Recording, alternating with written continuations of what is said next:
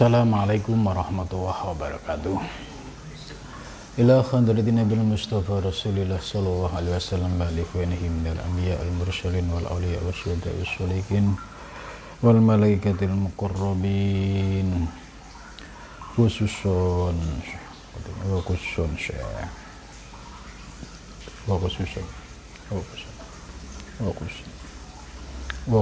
musannaf hadal kitab wa masyayikh singgili khususun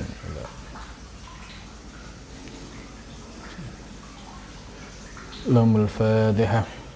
A'udzu billahi minasyaitonir rajim. Bismillahirrahmanirrahim. Alhamdulillahi rabbil alamin arrahmanir rahim maliki yaumiddin. Iyyaka na'budu wa iyyaka nasta'in ihdinas siratal mustaqim siratal ladzina an'amta 'alaihim ghairil maghdubi 'alaihim waladdallin. Bismillahirrahmanirrahim. Subhanaka la ilma lana illa ma 'allamtana innaka antal alimul hakim. La haula wa la quwwata illa billahil aliyyil azim. Rabbi shrah li sadri wa yassir li amri wa hlul 'uqdatam min lisani yafqahu qawli. Amin ya rabbal alamin. Qala musannif rahimakumullah wa nafa'ana bihi wa bi ulumihi fi darin. Amin ya rabbal alamin. Malam ini kita akan melanjutkan kajian kitab At-Tuhfah Al-Mursalah ya, yang bersumber dari beberapa manuskrip yang sudah dikompilasi. Ajaran dalam tuhfah ini sangat penting ya, bahkan menjadi rujukan ulama Nusantara mulai dari abad 17, 18, 19 ya, sampai 20. Ini kitab ini menjadi kitab pokok ya. Ya buktinya banyaknya manuskrip yang ditinggalkan oleh para ulama ya, baik yang ada di Aceh, di Sumatera, di Jawa, di Kalimantan, di Sulawesi, di Patani, Thailand, sampai Malaysia, sampai Leiden, Belanda. Itu banyak manuskrip kitab Tuhfah Al-Mursalah ini. Maka kita sebagai ya, generasi yang memiliki kecintaan terhadap ilmu tasawuf itu, maka tidak ada salahnya jika kita mencoba mengkaji, menggali makna-makna yang ada dalam kitab ini. Pembahasan kita malam ini melanjutkan dari pembahasan sebelumnya, yaitu sudah sampai pada Al-Kamalul Asma'i. Menurut Syekh Fathullah Al-Buranpuri, beliau membagi dua ya, yaitu kamal dzati dan kamal asma'i. Pembagian dua hal ini, kamal asma'i dan dzati ini, untuk memberikan wawasan secara utuh bagi para salik ya, para pengkaji ilmu tasawuf falsafi ini, supaya bisa memahami ya tentang pembahasan zat ya, khususnya dalam memahami wujud Allah yang bersifat tanzih ya, dan wujud makhluk yang bersifat tasbih ya. Ini supaya memahami betul gitu, supaya tidak terjadi campur aduk. Karena beberapa peristiwa ya, di abad 17 ya, di Aceh itu terjadi perdebatan soal ini. Karena apa? Karena para pengikut ajaran ini dalam memahaminya tidak utuh. ya, dicomot, diambil, kemudian ditafsiri sendiri, disimpulkan sendiri, ya, terus beranak pinak ke orang banyak, ya, akhirnya menimbulkan keresahan, ya, sebab dianggap bertentangan, ya, dengan akidah ahli sunnah wal jamaah, ya, khususnya dalam akidah Asy'ariyah dan Maturidiyah itu. Maka Syekh Fadlullah Al-Burhanpuri ini sudah memberikan pengantar, ya. Sebab di awal sudah jelas bahwa tidak boleh, ya, martabat ketuhanan itu, ya, dicampur aduk dengan martabat alam semesta. Begitu juga martabat alam semesta juga tidak bisa dicampur aduk dengan martabat uluhiyah. Karena itu perlu memahami dua konsep, kamal dzati dan kamal asma'i. Nah, kamal dzati itu apa? Ini minggu yang lalu sudah dibahas, ya. Kamal dzati yaitu, ya, kesempurnaan. Kalau makna teksnya, kamal itu sempurna, adzati yang bersifat dzat, ya. Nah, di sini dijelaskan fahuwa ibaratun an duhurihi ta'ala ala nafsi bi nafsihi li nafsihi bila tibaril ghair. Jadi yang dimaksud kamal dzati yaitu kenyataan Allah Ta'ala dengan dirinya, ya, pada dirinya, untuk dirinya. Jadi semua kembali kepada Allah. Ini kamal zati. Itu jadi huwal awal wal akhir, ya, semua dipandang kepada zat Allah. Ini disebut kamal zati, atau disebut gina al-gina al-mutlak. Gina itu, ya, maha sempurna, maha kaya, ya, al-mutlak yang bersifat mutlak. Jadi alam semesta dan seisinya itu, ya, semua, ya, milik Allah. Ya, Allah nafsihi binafsihi binafsihi li nafsihi. Itu. Ini pandangan dalam melihat aspek kamal dzati. Itu. Lah,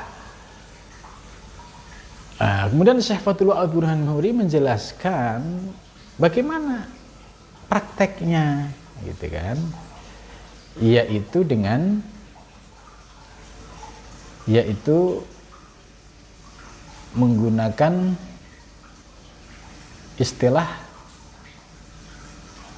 suhudan ghaibian ilmian. Gitu. Ini menurut Syekh Fadlullah, ya, wahadil musyahadah takun suhudan ghaibian ilmian kasuhudil mufassal fil muzmal. Itu prakteknya itu yaitu dengan cara memandang, ya, ghaibian yang bersifat abstrak, ilmian itu yang bisa dipahami secara teoritis, ya, keilmuan, seperti kasuhudil mufassal fil mujmal, ya, seperti memandang sesuatu yang rinci kepada yang global. Wal kasir fil wahid. Ini, ya, dan memandang yang banyak kepada yang satu. Memandang yang banyak kepada satu itu maksudnya memandang alam semesta ini kan al-kasir fil wahid kepada yang satu, yaitu yang dimaksud keesaan Allah Subhanahu wa taala. Nah, kemudian Syekh Fadlullah Al-Burhanpuri memberikan contoh perumpamaan supaya kita paham, gitu, cepat ngeh, ya. Karena menggunakan penjelasan ini kan bahasanya bahasa, ya, tinggi, ya. Nah, kemudian beliau menurunkan, memberikan contoh supaya logika kita itu bisa menerima tentang penjelasan kamal dzati ini. Nah, beliau Setelah menjelaskan syuhudul kasir fil wahid, memandang yang kasir banyak, fil wahid pada yang esa. Istilah ini ya, ini ada di dalam kitab Al-Futuhat Al-Makiyah. Maka kitab Syekh Fatullah Al-Burhanpuri ini ya, atau kitab Tuhfah ini banyak merujuk kepada kitab Tuhfah. Karena istilah-istilah yang digunakan itu mirip, gitu ya. Itu mirip. Gitu. Kemudian contoh yang ditunjukkan oleh Syekh Fatullah Al-Burhanpuri dalam menggambarkan memandang yang banyak kepada yang satu, itu contohnya apa sih? Gitu ya. Yaitu ketika kita melihat nahlah ma'al ahson, yaitu kurma beserta pohon dan dahannya, ya. Daun-daunnya, gitu ya. Lihat pohon kurma lah, gitu. Watawa bi'iha itu dan yang meliputi pohon kurma itu. Ternyata pohon kurma yang segede itu, misalkan yang kita lihat, itu finnawatil wahidah, berasal dari satu biji. Nah, ini maksudnya bahwa oke dah, kalau ini kurma ini kan contohnya ke Arab-Araban lah. Kita ngambil contoh yang lokal, yang gampang dipahami. Pohon mangga. Ya, kalau kita lihat pohon mangga itu yang sudah besar dengan buahnya yang cukup lebat, ya, terus di situ ada pohon, ada dahan, ada ranting, ada daun, ya, terus ada akar. Ini kan disebut al-kasir, ya, banyak sekali. Nah, pohon mangga ini dulunya itu dari, ya, biji mangga, bahasa kampung namanya pelok. Dari biji mangga. Ternyata dari biji mangga, ya, kemudian tumbuh menjadi pohon mangga yang besar, terus berbuah kemudian berbuah dan terus menerus. Lah, ini perumpamaan dalam memandang suhud al-kasroh fil wahdah, memandang yang banyak tadi pohon mangga kepada esensi yang satu, yaitu bijinya. Nah, begitu juga kita dalam memahami alam semesta. Ya, alam semesta ini kan dulu bumi nggak ada. Ya, kita juga dulu tidak ada. Yang ada hanya Allah.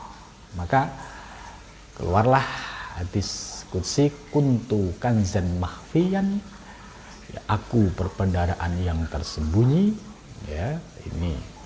Kemudian fa inni uhibbu an u'raf, aku ingin dikenal. Kemudian fa khalaqtu khalqa, aku ciptakan makhluk. Fabi ya'rifuni, maka dengan anugerahku pula dia bisa mengenalku. Jadi awal mulanya yang ada hanya Allah, kemudian Allah menciptakan, ya, mulai dari surga, neraka, ya, para malaikat, kemudian termasuk alam semesta ini, ya. Kalau kita lihat di Al-Quran itu ada kisah yang sangat heroik, ya, yaitu ketika Allah ingin menciptakan Nabi Adam, ya, sebagai khalifah fil ard, itu kan mendapatkan tantangan dari para malaikat-malaikat senior. Ya, mereka seolah-olah nggak terima kalau Allah menciptakan makhluk baru, gitu. Istilahnya apa? Saya kurang apa? Istilahnya bahasanya begitu. Kemudian Allah menjawab, ini a'lamu ma la ta'lamun, aku lebih tahu dari apa yang kau tidak ketahui. Akhirnya Allah, ya, melaksanakan apa yang dikehendakinya. Wa id kunna lil malaikati isjudu li adama fasajadu illa iblis.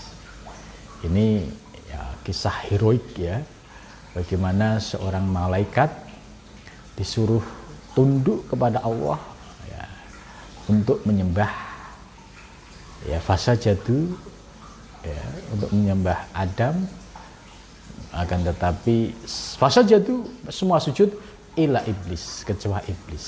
Iblis ini ternyata dulunya adalah seorang malaikat bernama Azazil. Nah, ini ada penjelasannya di kitab Syairus Salikin. Nah, kemudian terjadilah proses Adam Hawa, ya, kemudian Adam Hawa terjadi pelanggaran, akhirnya Adam dan Hawa diusir dari surga ke bumi ya. Kemudian bumi ya, di bumi ini Adam dan Hawa ya terus berkembang biak sampai sekarang ini. Jadi artinya bahwa dulunya bumi kalau diurut-urut ya nggak ada, kembalinya yang ada hanya Allah. Ini yang dimaksud oleh Syekh Fathulah Al-Burhanpuri untuk pendekatan kita untuk bisa memahami bahwa alam semesta dulu dari Allah itu ya dengan cara perumpamaan yang konkret. Seperti tadi, pohon mangga yang besar itu ternyata dulu dari ya, biji mangga gitu. Kalau di kitab ini menggunakan perumpamaan pohon kurma ya, beserta lain-lainnya, dahan, kemudian buah, daun ya.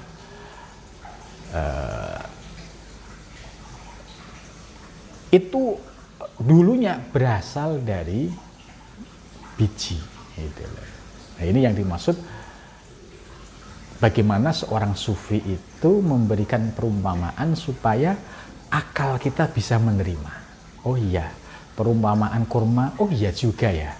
Oh, perumpamaan mangga, oh iya juga ya. Toh hakikatnya juga dalam memahami tadi hakikat wujud ya, itu kan ya memang alam semesta ini ya dulu tidak ada, yang ada hanya Allah gitu. Maka di sini Syekh Fathulah Al-Burhanpuri memberikan sebuah contoh ya ini supaya kita langsung klik ngeh, oh iya, oh itu maksudnya toh gitu ya. Itu. Nah, kemudian selanjutnya itu kamal dzati. Jadi kamal dzati penjelasannya seperti itu. Nah, sekarang wa amal kamalul asma'i, dan bermula kamal asma'i fahuwa ibaratun an duhurihi ta'ala, yaitu ibarat an duhurihi dari kenyataan Allah Ta'ala Maha Tinggi ala nafsihi atas dirinya.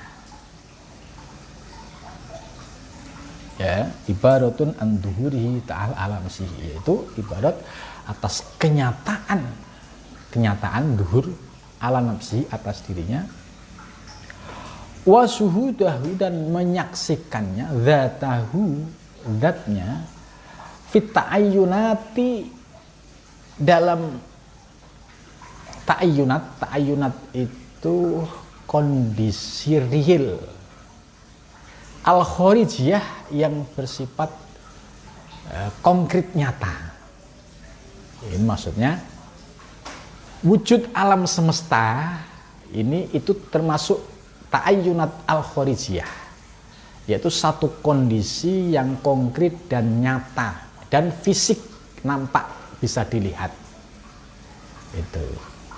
Nah, akni yang dimaksud al-alamu yaitu alam, wa ma fihi, dan apa yang ada di dalam alam. Itu. Yakunu syuhudan ainiyan wujudiyan. Maka praktek dalam melihat wujud zuhurnya Allah Ta'ala tadi yaitu dengan syuhudan ainiyan wujudiyan. Yaitu. Kalau yang kamal dzati kan syuhudan goibian ilmiah. Ini istilahnya cukup bagus sekali gitu ya. Jadi ketika kamal dzati istilah yang digunakan yaitu syuhudan goibian ilmiah. Tapi ketika kamal asma'i, jadi kamal asma'i itu adalah kenyataan Allah yang nyata di alam semesta ini ya kehidupan yang konkret real ini, lah itu harus dipandang wasuhuduhu, dan dipandang ya dzatahu, bahwa hakikat zatnya itu kembali kepada Allah, hakikatnya dalam wujud rupa warna alam semesta ini gitu. Jadi rupa-rupa alam semesta ini ya hakikatnya yaitu adalah zuhuruhu ta'ala gitu. Maka cara memandangnya yaitu dengan suhud, memandang wujudian, yaitu sebuah wujud ya ainian yang dapat dirasakan gitu. Nah, maksud di sini ya dua-duanya kamal dzati dan asma'i itu mu'alif Syekh Fathuwah Al-Burhanpuri selalu menjelaskan bahwa praktek dalam memahami teori ini itu harus dengan suhud. Suhud itu mata lahiriah memandang, mata batiniah itu terkoneksi mengembalikan dan memandang kepada Allah tanpa dikeluarkan dalam bentuk verbal. Itu namanya suhudan gitu. Maka dari itu tidak dibenarkan bagi orang yang sudah paham ilmu ini, baik kamal dzati dan kamal asma'i, kemudian ngomongannya ngaco ya ngomong sembarang tempat ya, tidak tahu adab dan etikanya. Nah, ini yang berbahaya di situ, akhirnya menyebabkan masalah dan kegaduhan. Jadi kalau kita ngikuti teori yang disampaikan oleh Syekh Fathuwah Al-Burhanpuri, maka praktek hakikat ya ini akan rapi gitu. Memang secara teori ketika membahas soal kamal dzati dan kamal ini dijelaskan secara vulgar. Tapi setelah paham vulgar, cara praktek memandangnya yaitu suhudan, dengan suhud. Kamal dzati menggunakan suhudan ghaibian ilmian, sedangkan kamal asma'i menggunakan suhudan wujudian ainian. Gitu. Jadi tertib, tidak mengandung dan mengundang masalah. Jadi tidak mengandung dan mengundang masalah. Ini praktek hakikat yang dikehendaki oleh para sufi-sufi terdahulu. Maka kita penting mengakses sumber-sumber primer ini supaya kita tahu prakteknya yang sesungguhnya itu seperti apa. Jangan sampai ya comot separuh-separuh kemudian diletupkan dalam bentuk suasana mabuk ilmu, akhirnya muncul masalah gitu. Karena dampaknya akan kemana-mana gitu. Maka dari itu bagi para pengkaji ilmu hakikat ya tentu harus bisa mempraktekkan sesuai dengan arahan Syekh Fathuwah Al-Burhanpuri gitu. Jadi yang namanya suhud itu tidak keluar kata-kata. Suhud itu ya sinergitas antara pandangan lahiriah dan pandangan batiniah. Yang tahu hanya diri kita dengan Allah, tidak untuk diucapkan gitu. Maka kalau diucapkan, kasusnya seperti muridnya Syekh Siti Jenar yang mengaku dirinya Allah.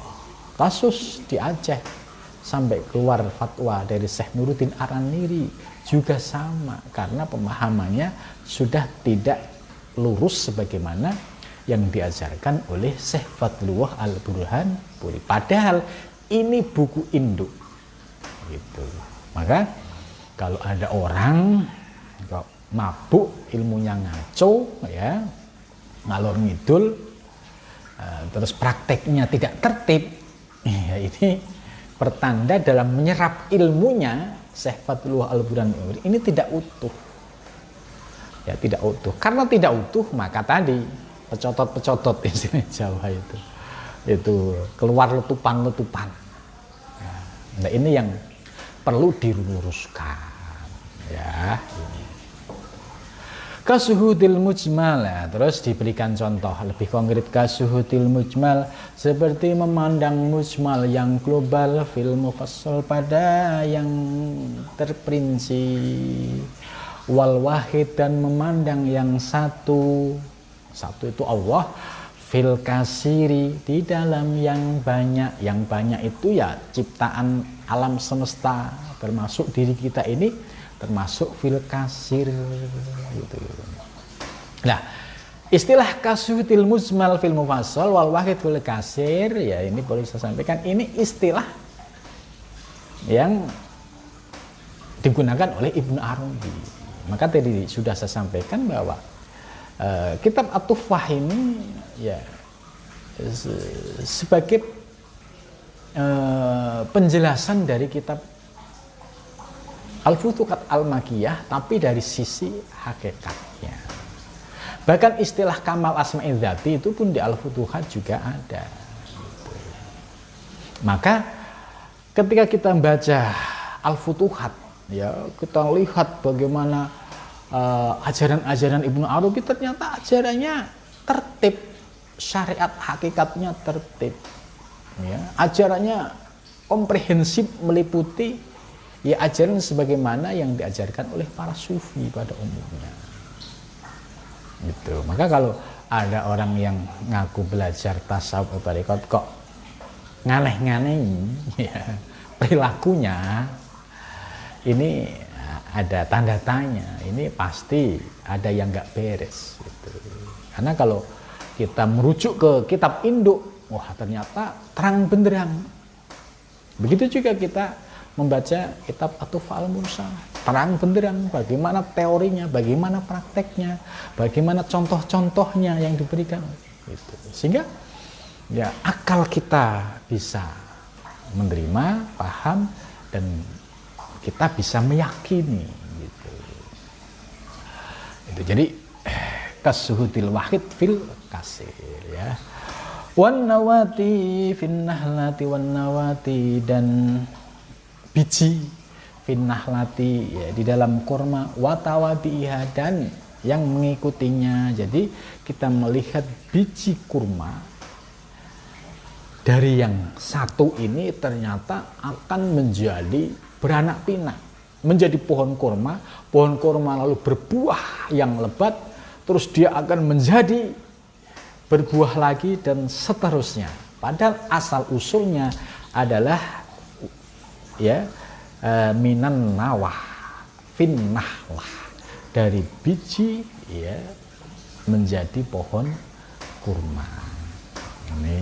Ini kan contoh Arabik gitu kan. Nah, kalau kita orang lokal Indonesia ya contohnya ya jambu atau mangga gitu kan. Jambu dari biji akhirnya menjadi sebuah pohon besar. Pohon besar berbuah menjadi banyak, bijinya beranak pinak lagi.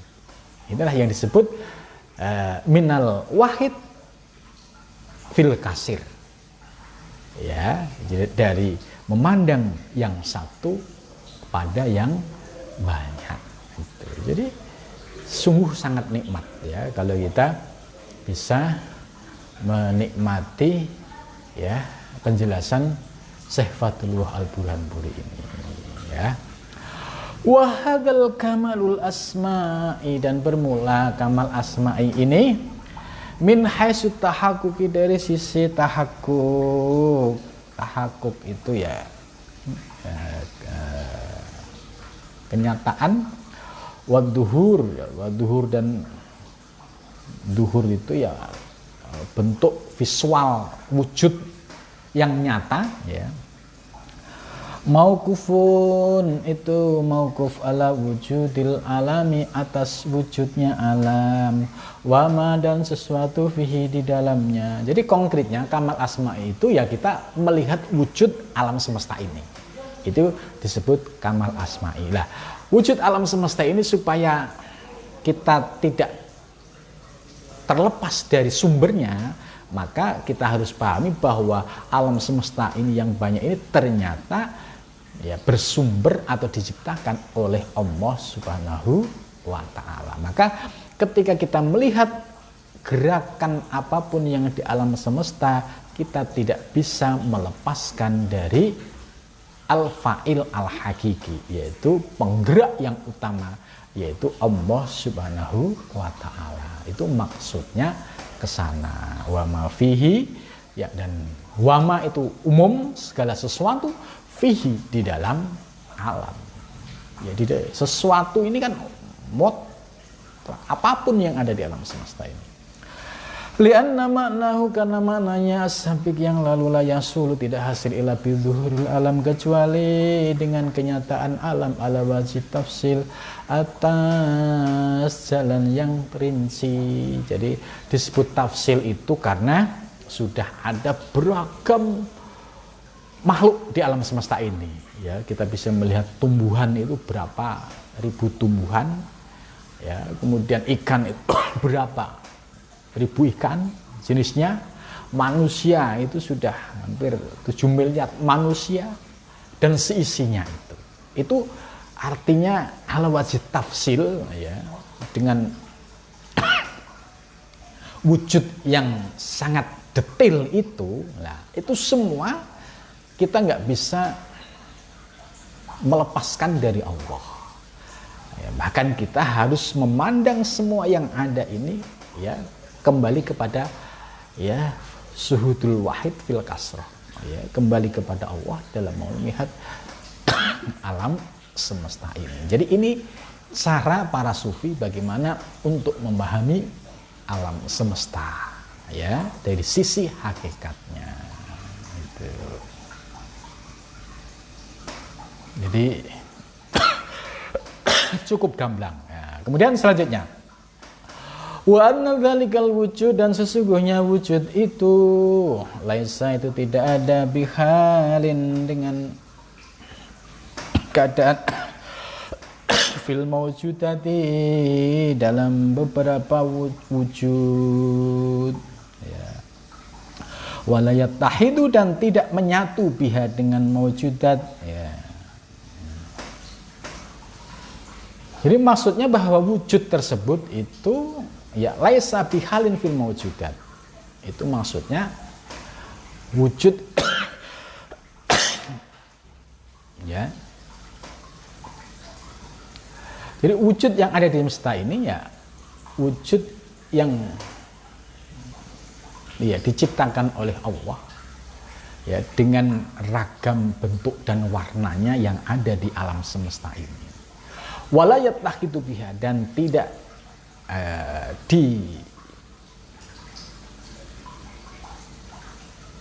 dianggap yattahidu itu menyatu biha dengannya.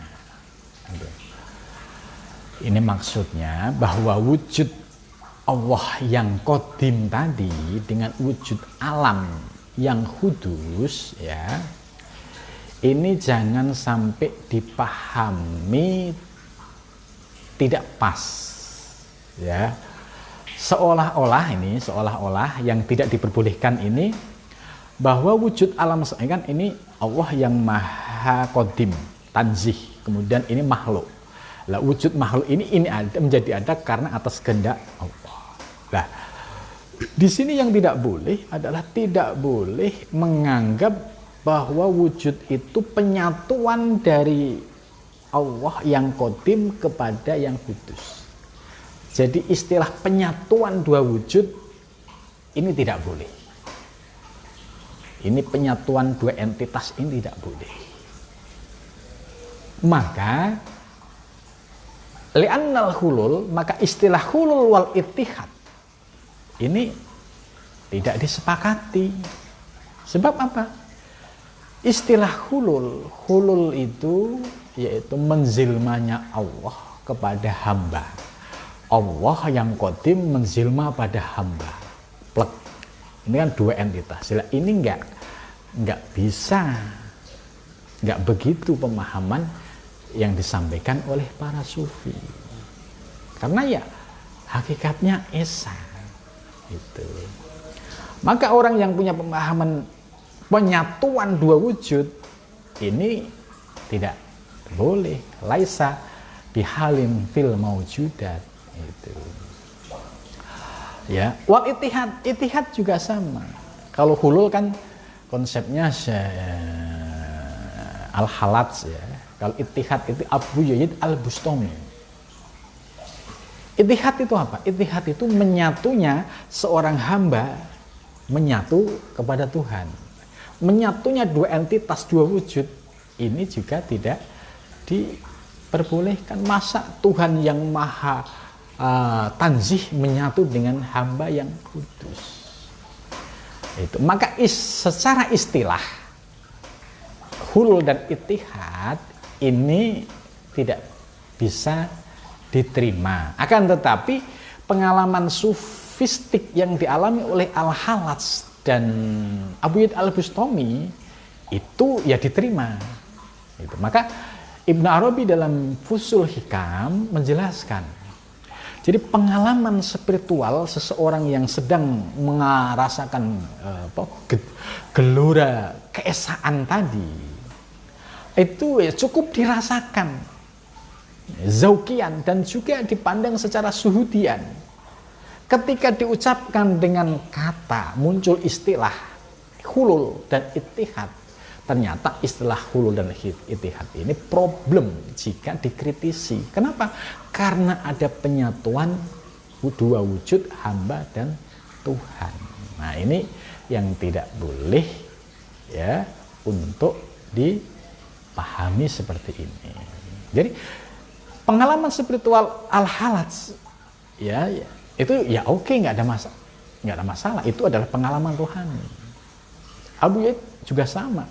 Tapi istilah teknis hulul dan itihad ini mengundang masalah karena ada pemahaman hulul itu Tuhan menjelma kepada hamba, sedangkan itihad hamba menyatu dengan Tuhan. Nah, penyatuan ini problem dan tidak diterima oleh para sufi. Termasuk istilah manunggaling kawula Gusti, manunggaling kawula ke Gusti. Nah, ini juga dua entitas. Ini juga tidak dibenarkan. Karena ini hanya bisa dirasakan secara zuk dan hanya bisa dipraktekkan dengan syuhud. Tidak boleh ada kata dan istilah. Sebab menurut Ibnu Arabi dalam Fusul Hikam, pengalaman rohani ketika diucapkan atau didefinisikan itu tidak akan mampu menampung gelora batiniah. Maka ketika muncul itihad hulul atau manunggaling kaul Gusti akan problem, karena akan terjadi benturan antara yang tanzih dan yang tasbih. Itu. Maka ini posisi ini tidak aman. Maka posisi yang aman adalah pengalaman spiritual sebagaimana Al-Halas dan Abu Yazid al-Bustami ini adalah pengalaman ruhani yang sifatnya zaukiyah. Itu. Cara prakteknya dengan suhudian. Itu. Tidak boleh terucap dengan kalimat-kalimat satu hat tadi, maka akan muncul masalah. Itu. La budda wajib lahuma bagi keduanya itihad dan hulul min wujudaini dari dua wujud. Itu. Maka pemahaman itihad dan hulul itu sudah menimbulkan pemahaman ada dua entitas, dua wujud. Hatta yahila sehingga menempati ihdahuma salah satu dari keduanya fil akhor pada yang lain. Salah satu dari keduanya itu akan mendominasi. Hulul, Tuhan menjilma pada hamba. Itihad, hamba naik pada ketuhanan. Nah, ini yang tidak boleh. Au yattahida atau menjadi satu ihdahuma salah satu keduanya bil ukhra dengan yang lain. Ini akan menimbulkan pemahaman seperti itu, menyatunya dua wujud itu. Dan ini perlu saya sampaikan bahwa pemahaman seperti ini ya tidak diajarkan oleh Ibnu Arabi dan Imam Ghazali, termasuk Syekh Fadlullah Al-Burhanpuri yang membawa ajaran Ibnu Arabi ke Nusantara. Itu. Maka kalau ada penyimpangan pemahaman, gampang deteksinya. Ya, ente ngajinya dari mana? Sumbernya dari mana? Pemahamannya kok begini? kita kembali kepada teks asli. Oh, Syekh Fadlullah menyampaikan teorinya seperti ini, prakteknya seperti ini. Jadi gamblang, jelas. Itu. Ya, sebab wal wujud wahid. Maka karena itu Syekh Ibnu Arabi dalam kitab Al-Futuhat tidak mau menggunakan istilah teknis ittihad hulul.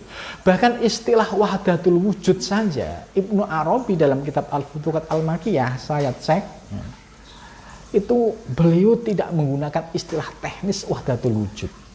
Karena apa? Wahdatul wujud juga problem. Ada dua entitas wujud yang disatukan. Sementara ini pemahaman seperti ini tidak dibenarkan. Itu. Nah, terus Ibnu Arabi pakai apa? Istilah Ibnu Arabi menggunakan tauhidul wujud, ya, yaitu mentauhidkan dua wujud. Karena hakikat wujud tadi, ya, itu sama dengan ini wal wujud wahidun. Hakikatnya wujud itu esa. Itu. Maka Ibnu Arabi menggunakan tauhidul wujud, mentauhidkan wujud. Kalau ada orang punya pemahaman dua, ini harus ditauhidkan supaya wujud hanya wahid. Itu. La ta'addada, tidak ada bilangan lahu baginya aslan sama sekali. Wa inama ta'addud, dan adapun ta'addud yang terbilang, yang berjumlah itu fis sifati, di dalam sifat, fil akhari, di dalam yang lain, alamat sesuatu yasyhadu, yang menyaksikan bi dengan masyab, apa zaukul arifin, zauknya para arifin, itu ya. Jadi yang ta'addud, yang berbilang itu hanya sifatnya, ya, yang berbilang itu hanya sifatnya, ya. Nah, ini sebagaimana yang dirasakan oleh zaukul arifin, rasanya para arifin billah, itu cara prakteknya seperti itu. Wa wujdanihim, dan mereka itu merasakan, ya, kenikmatan dalam merasakan makna hakikat wujud tadi. Itu wujdan itu anugerah batiniah yang dirasakan oleh para arifin billah, ya. Itu jadi jelas, ya, bahwa pemahaman yang disampaikan oleh Fadlullah Syekh Fadlul Abdun ini, ya, cukup jelas, ya, menolak dualisme wujud. Maka ittihad dan hulul ini problem secara istilah, tapi secara pengalaman spiritual seperti Al-Halaj dan Abu Yustami, ya, diterima karena beliau seorang sufi. Kalau dalam teori itu, ya, sedang proses fana, dari fana ke bako. Itu. Hanya ketika keluar hulul, istilah hulul dan ittihad secara istilah ini problem. Maka Syekh Ibnu Arabi tidak menggunakan, dan Syekh Fadlullah An-Burhanpuri memberikan kritik. Oh iya, ittihad hulul, oh begini, gitu. Yang benar adalah hakikatnya wal wujud wahid, la ta'addada lahu, tidak ada terbilang. Tapi itu harus dipandang dengan suhudian, zaukian, tidak untuk diucapkan. Gitu. Itulah yang dirasakan oleh para arifin, disebut dengan istilah zaukul arifin, zauknya para arifin billah dalam merasakan praktek wujud, ya, seperti itu, ya. Terus berikutnya, wa annal ubudiyah, dan sesungguhnya ubudiyah. Bagaimana kalau seorang hamba ubudiyah kan menyembah Allah, wa taklif, dan taklif syar'i, yaitu datangnya tuntutan dalam menjalankan syariat, wa rohah, ya, rohah itu kondisi santai, wal adab, dan adanya siksa, wal alam, dan kepedihan, kulluha, semuanya roji'atun, kembali ila ta'ayyunati, kepada hal-hal yang konkret dan nyata. Gitu. Jadi ini kalau sudah pada makom ubudiyah, taklif syar'i, ya, ini harus ngikutin aturan, tidak boleh dicampur aduk. Ya, taklif kita harus sholat 5 waktu, ya harus kita jalankan sholat 5 waktu. Ya, taklif kita menjauhi yang dilarang oleh Allah, ya harus menjauhi. Sebab semua ada konsekuensinya, ada surga, ada neraka, dan semua termasuk ta'ayyunat, kenyataan-kenyataan yang kembalinya kepada Allah Subhanahu wa Ta'ala. Itu. ya. Jadi jelas apa yang disampaikan oleh Syekh Fadlullah Al-Bunanpura ini. Mudah-mudahan kita bisa memahami dan mengamalkan ajaran-ajaran yang disampaikan oleh Syekh Fadlullah Al-Bunanpuri ini, ya. Sebab ya, tidak ada kenikmatan ilmu ya selain paham, adalah mengamalkan dan merasakan. Ketika kita sudah bisa merasakan, mendapatkan limpahan anugerah ma'arif robbaniyah, mengenal tentang ketuhanan, mendapatkan asrar rububiyah, ini adalah kenikmatan atau kekayaan para salik dalam menuju Allah Subhanahu wa taala. Mudah-mudahan kita diberikan bimbingan lahir dan batin dalam memahami ilmu hakikat ini, sehingga kita bisa istiqomah dan diberikan anugerah kefutuh ya dalam memahami ilmu-ilmu ma'rifah ini dan dapat merasakan, dan mudah-mudahan diberikan usul ilallah. Amin ya rabbal alamin. Sampai sini dulu. Wassalamualaikum warahmatullahi wabarakatuh.